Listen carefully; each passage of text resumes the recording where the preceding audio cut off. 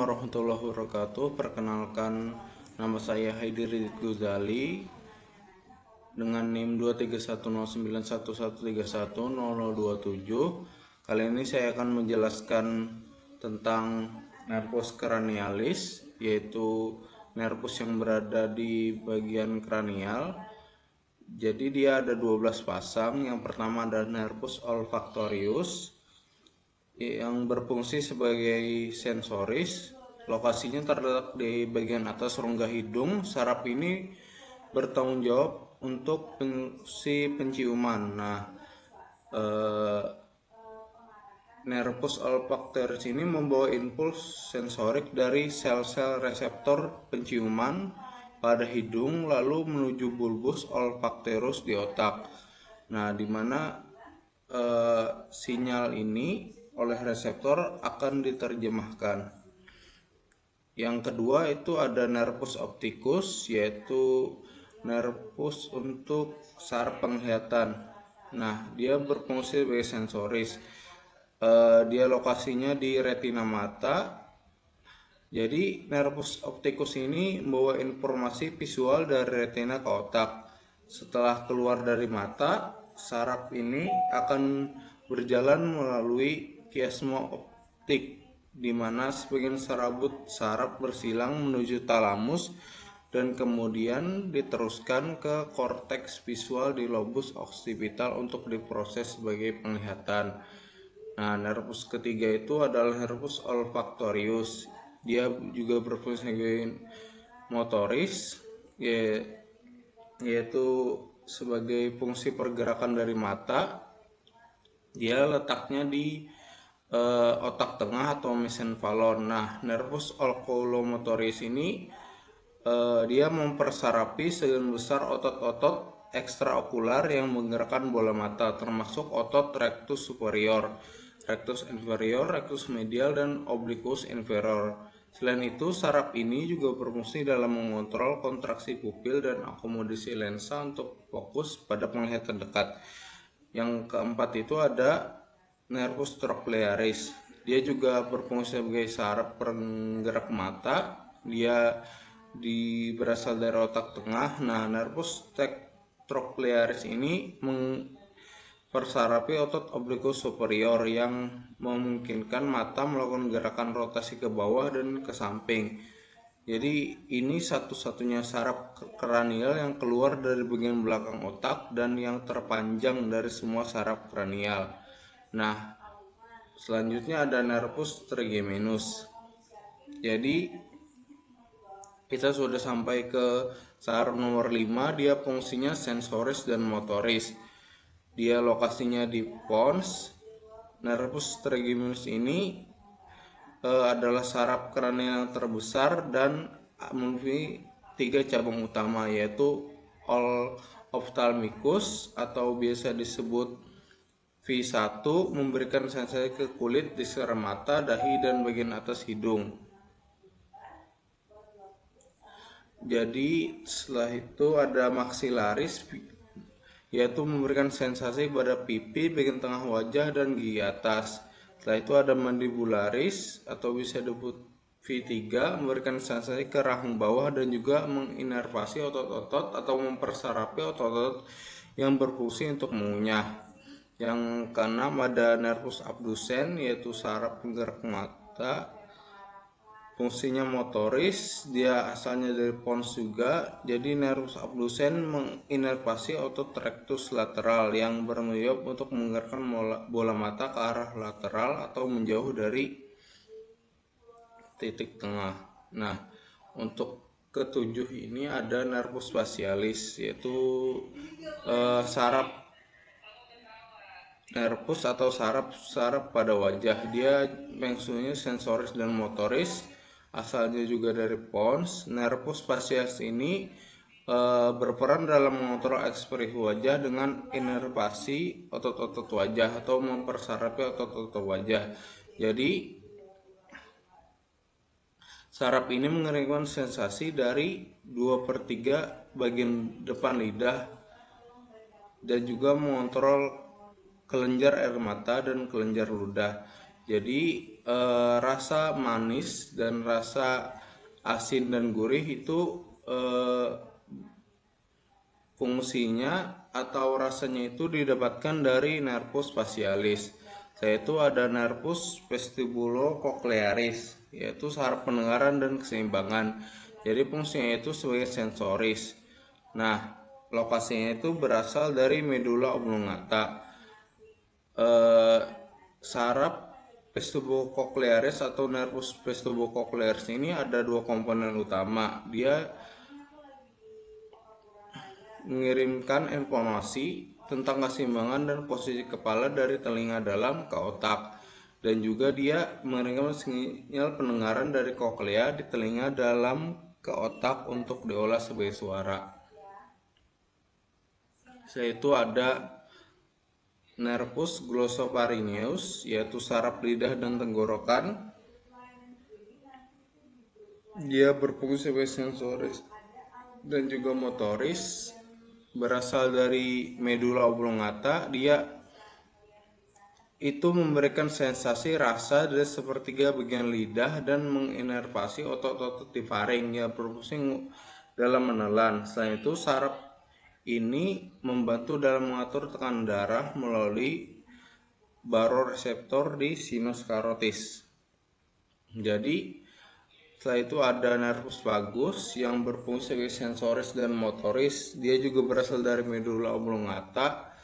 Nah, nervus vagus ini saraf kranial yang paling panjang, menginervasi banyak organ dalam tubuh termasuk jantung, paru-paru, dan saluran pencernaan. Saraf ini berperan dalam mengontrol fungsi-fungsi otonom seperti denyut jantung, pernapasan, dan pencernaan. Nervus vagus juga mengirimkan sensasi dari luar tenggorokan serta organ-organ dalam. Itu ada nervus accessorius, yaitu berfungsi sebagai motoris. Lokasinya di medula oblongata dan sumsum tulang belakang. Nervus accessorius menginervasi otot trapezius dan otot sternocleidomastoideus yang membantu menggerakkan bahu dan leher. Saraf ini penting dalam gerakan kepala dan bahu, seperti memutar kepala dan mengangkat bahu. Setelah itu ada nervus hypoglossus, yaitu saraf penggerak lidah. Dia berfungsi sebagai motoris. Nah, nervus ini berasal dari medula oblongata. Nervus hypoglossus dia itu bertanggung jawab atas gerakan lidah. Saraf ini mempersarafi otot-otot lidah untuk berbicara, mengunyah, dan menelan. Mungkin itu saja untuk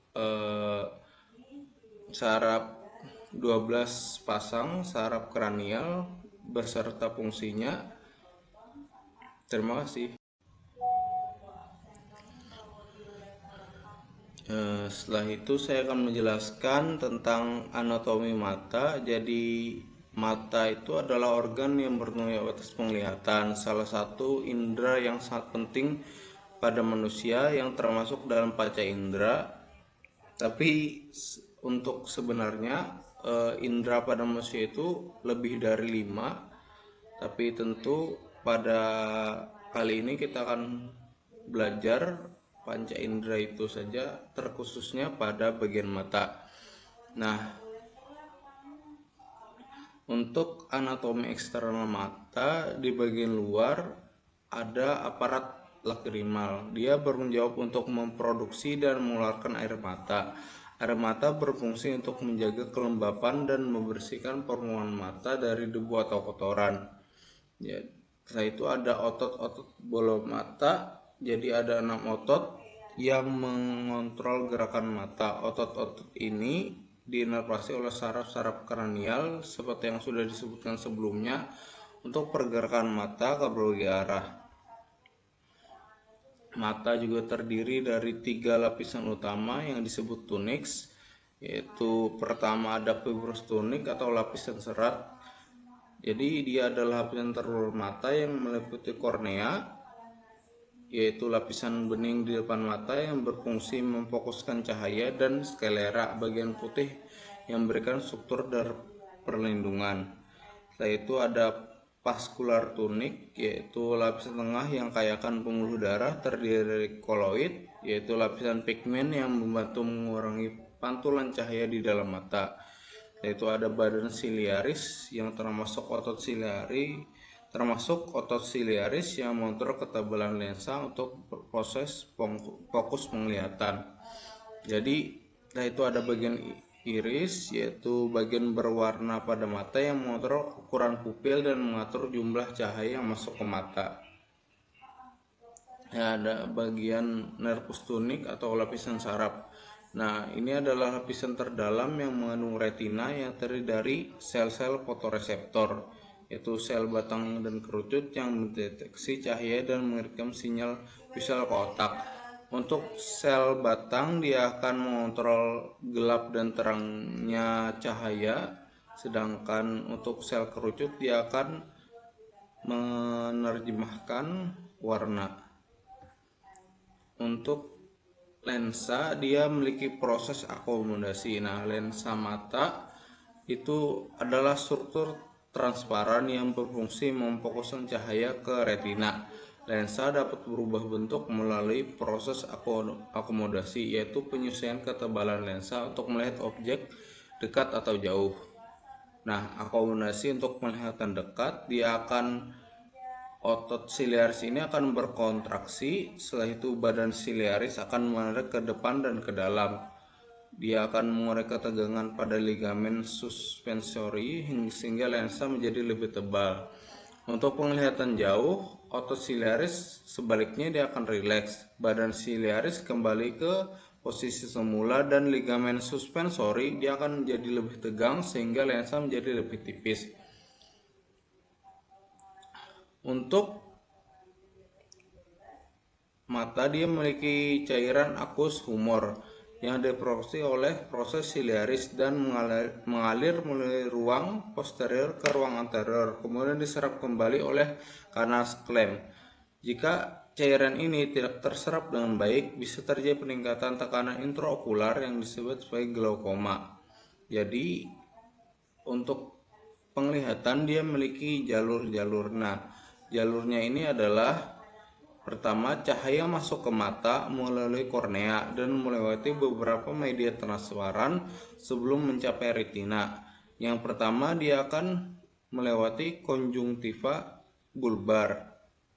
Setelah itu dia akan melewati kornea, melewati aqueous humor, melewati lensa, dan melewati vitreous humor.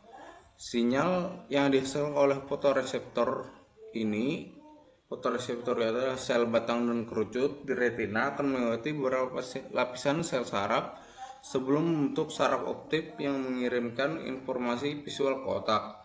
Proses ini melalui jalur berikut. Yang pertama, dia akan diterjemahkan melalui sel batang dan kerucut. Dia akan berjalan melalui neuron bipolar. Setelah itu dia akan melewati akson sel ganglion yang akan membentuk saraf optik. Nah, saraf optik ini menuju kiasma optik, yaitu adalah dua percabangan yang ada pada mata. Setelah itu dia akan melewati traktus optik dan melewati nuklei geniculum lateral di talamus. Setelah itu terjadi radiasi optik menuju area visual primer di lobus occipital. Nah, mata ini memiliki beberapa kelainan, yaitu miopia, yaitu kondisi rabun jauh di mana cahaya difokuskan di depan retina. Yaitu ada hipermetropia, yaitu kondisi rabun dekat di mana cahaya difokuskan ke belakang retina. Yaitu ada presbiopia, penurunan kemampuan lensa untuk berakomodasi seiring bertambahnya usia. Setelah itu ada astigmatisme, yaitu penglihatan yang kabur akibat bentuk lensa atau kornea yang tidak teratur. Yaitu ada buta warna, yaitu gangguan pada sel kerucut yang menyebabkan ketidakmampuan untuk membedakan beberapa warna. Nah, setelah lanjut kita ke telinga. Telinga itu adalah organ pendengaran dan keseimbangan. Umumnya diketahui, kita cuma mengetahui bahwasanya telinga itu hanya untuk pendengaran, tapi pusat keseimbangan juga berada pada telinga. Jadi kalau seseorang itu kena pukul terus tiba-tiba jatuh, itu mungkin kenanya di bagian atas telinga di sini. Nah, telinga ini dibagi menjadi 3 bagian, yaitu telinga luar, tengah, dan dalam. Telinga luar itu terdiri dari auricula yang berfungsi mengumpulkan gelombang suara dan meatus acousticus externus. Jadi dia itu berbentuk S. Salurannya berbentuk S yang membawa gelombang suara ke membran timpani atau biasa disebut dengan gendang telinga. Nah, auricula juga berfungsi membantu dalam lokalisasi suara dan memperkuat suara hingga 5-6 desibel. Nah, kenapa bentuk telinga itu menghadap ke depan? Dia itu berfungsi untuk memfokuskan suara. Jadi, kita bisa membedakan suara itu datang dari depan, dari belakang, atau dari samping. Nah, kenapa dalam telinga juga berkelok-kelok? Dia juga berfungsi untuk memfokuskan suara, supaya suara itu bisa disaring dan akan lebih fokus untuk bisa masuk ke gendang telinga. Jadi selanjutnya untuk telinga tengah, dia terdiri dari osikula auditori atau tulang-tulang pendengaran atau tulang-tulang di telinga. Di ini kita bicarakan tentang tulang di dalam telinga, bukan tulang rawan pada auricula. Ini auricula. Kalau ini auricula, di dalamnya ada lagi tulang-tulang. Nah, tulang ini disebutnya ada 3, malleus, incus, dan stapes. Dia akan menghantarkan dan memperoleh getaran suara dari membran timpani ke telinga dalam. Setelah itu ada struktur yang disebut tuba eustachius. Dia menghubungkan telinga tengah dengan nasofaring yang berfungsi untuk menyeimbangkan tekanan udara di telinga tengah. Setelah itu ada telinga dalam, yaitu berisi labirin tulang dan labirin membran, di mana koklea memainkan peran penting dalam pendengaran. Koklea mengubah getaran suara menjadi sinyal saraf melalui sel rambut di dalamnya. Suara dengan frekuensi rendah diidentifikasi di ujung koklea, sedangkan frekuensi tinggi diidentifikasi di pangkalnya.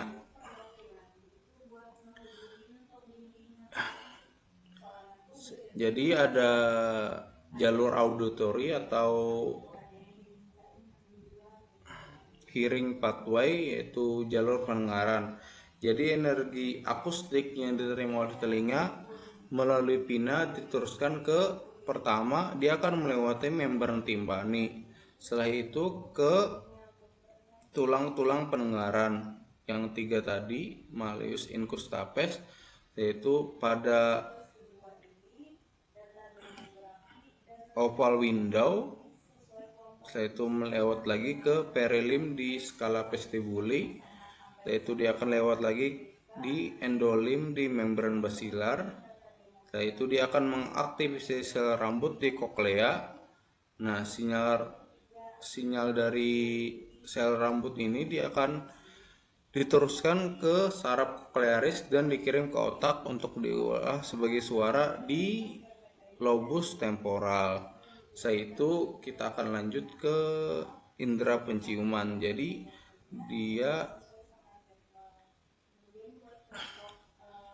penciuman ini melibatkan saraf olfaktorius yang menerima sinyal penciuman dari hidung ke otak. Sinyal ini bermula dari neuron olfaktorius di epitel olfaktori dan diteruskan ke bulbus olfaktorius lalu dikirim ke otak.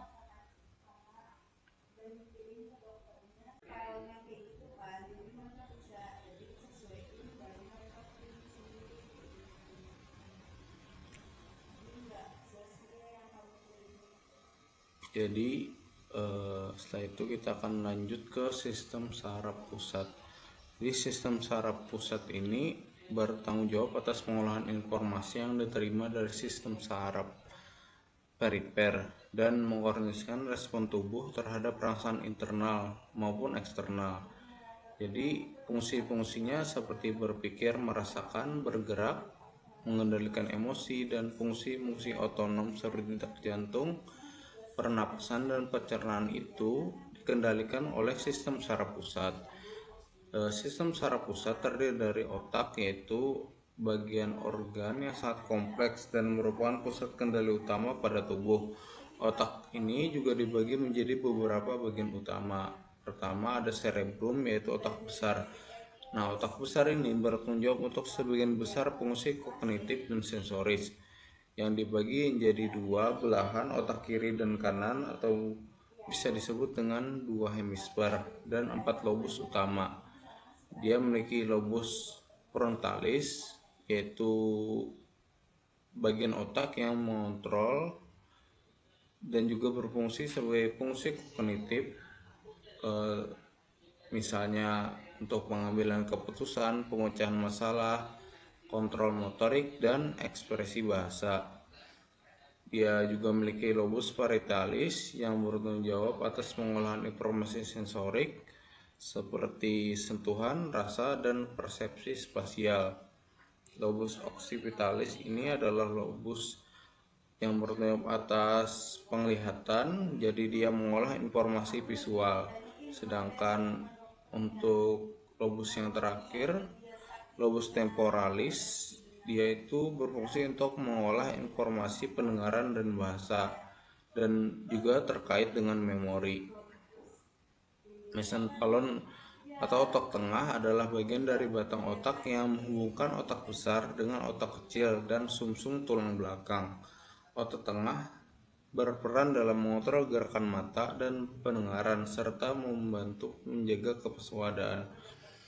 Setelah itu ada otak kecil, yaitu cerebellum. Otak kecil ini terletak di bawah otak besar dan bertanggung jawab untuk koordinasi, motor, keseimbangan, dan postur tubuh. Otak kecil memastikan gerakan tubuh dilakukan dengan halus dan tepat. Setelah itu ada batang otak. Batang otak atau brainstem terdiri dari 3 bagian utama: pons, medulla oblongata, dan otak tengah. Fungsi utama batang otak adalah mengontrol fungsi-fungsi otonom seperti pernapasan, denyut jantung, tekanan darah, serta refleks dasar seperti menelan dan bersin. Batang otak juga menjadi jalur utama antara otak dan sumsum tulang belakang. Itu ada desenphalon. Desenphalon ini terdiri dari 2 struktur utama, yaitu talamus dan hipotalamus. Talamus berfungsi sebagai pusat relay untuk sinyal sensorik yang masuk ke otak dari seluruh tubuh. Hipotalamus mengatur fungsi-fungsi otonom tubuh seperti suhu tubuh, lapar, haus, dan siklus tidur. Hipotalamus juga mengontrol sistem endokrin melalui kelenjar pituitari. Yaitu yang kedua ada sumsum tulang belakang. Jadi sumsum tulang belakang itu jalur utama yang menghubungkan otak dengan seluruh tubuh, yang terletak di dalam kanal tulang belakang. Sumsum tulang belakang membawa sinyal motorik dari otak ke otot dan mengirimkan informasi sensorik dari tubuh ke otak. Jadi sumsum tulang belakang terdiri dari substansia alba atau substansi putih yang mengandung saraf serat yang membawa sinyal ke dan dari otak. Setelah itu ada substansia grisea atau substansi abu-abu yang mengandung badan sel saraf dan mengatur refleks seperti menarik tangan saat terkena panas. Jadi sistem saraf pusat ini memiliki beberapa fungsi, yaitu pengolahan sensorik, yaitu menarik informasi dari organ sensoris seperti mata, telinga, dan kulit dan memprosesnya menjadi persepsi. Jadi sebuah rangsangan atau sentuhan itu pertama dia akan ditransmisikan, yaitu pertama dia akan ditransduksi, yaitu pengolahan rangsangan itu menjadi sinyal listrik.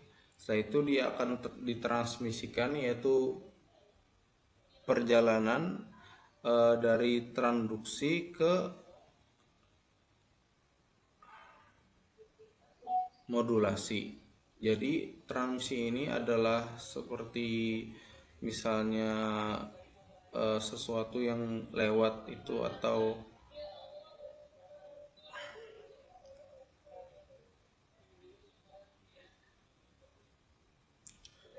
jadi misal nih ada kita nyentuh sesuatu, pertama sentuhan itu akan berubah jadi sinyal listrik. Nah, sinyal ini akan berjalan terus dan akan berubah. Nah, perjalanan itu dinamakan dengan transmisi. Sedangkan dia akan berubah, entah sinyal ini akan dijadikan sebagai penanda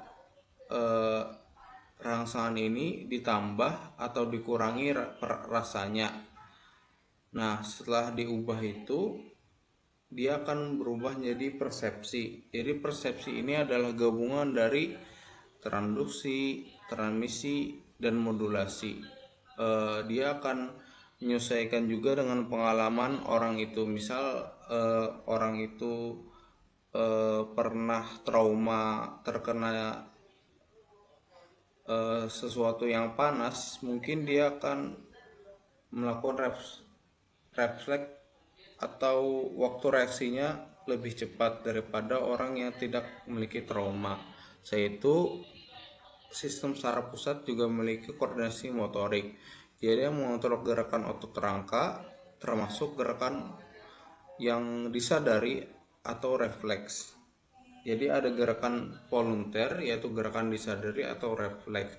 Jadi misal kita berjalan itu adalah gerakan refleks, sedangkan kalau kita tersentuh panas lalu kita menarik tangan kita dengan tiba-tiba, itu disebut dengan refleks atau gerakan involunteer.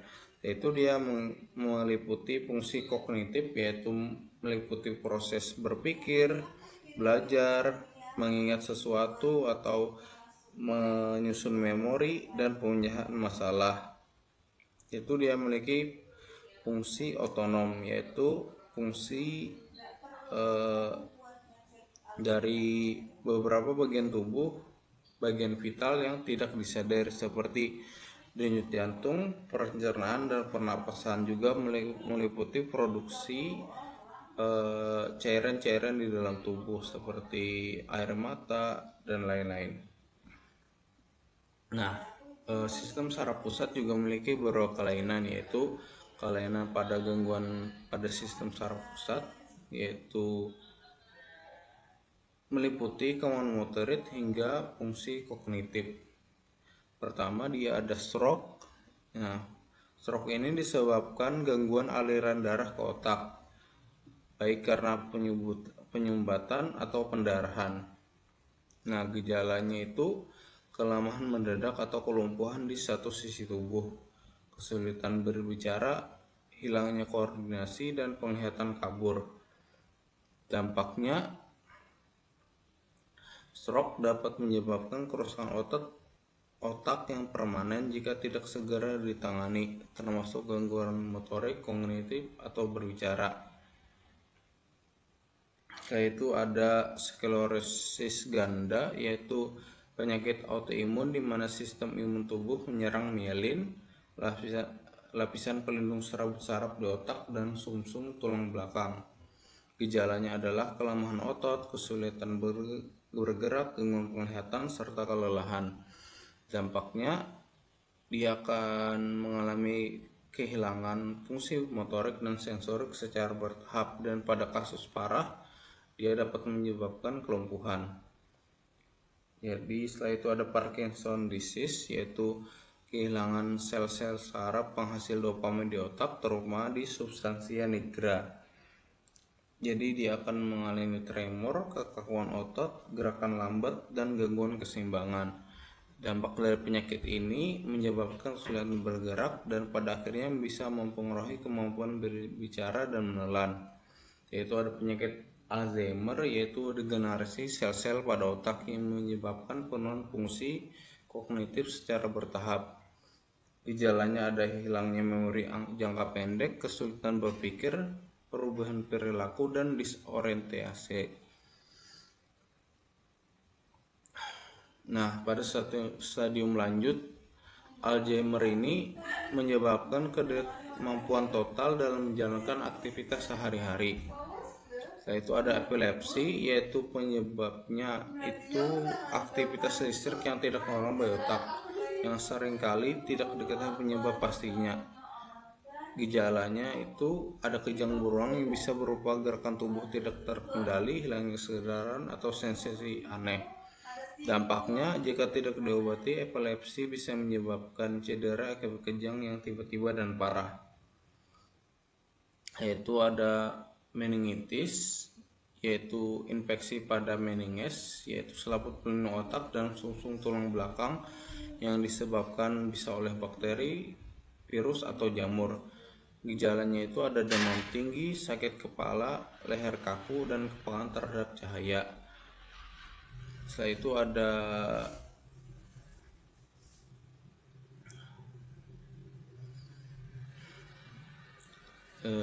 sebelumnya meningitis tidak dapat diobati.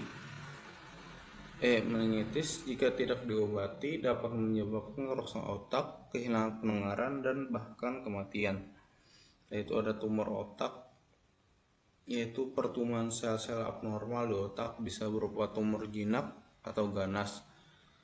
Gejalanya sakit kepala yang menetap, mual, perubahan kepribadian, masalah penglihatan, dan kejang.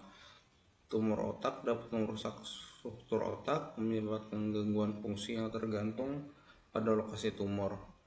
Itu ada cedera kepala, penyebabnya trauma pada otak akibat benturan keras seperti dalam kecelakaan, jatuh, atau mengalami kekerasan. Gejalanya itu ada pingsan, mual, pusing, gangguan memori, dan masalah kognitif lainnya. Dampaknya pada cedera otak traumatis, dia akan menyebabkan kerusakan otak sementara atau permanen dengan gejala yang bervariasi dari gangguan kognitif ringan hingga kelumpuhan ataupun kematian.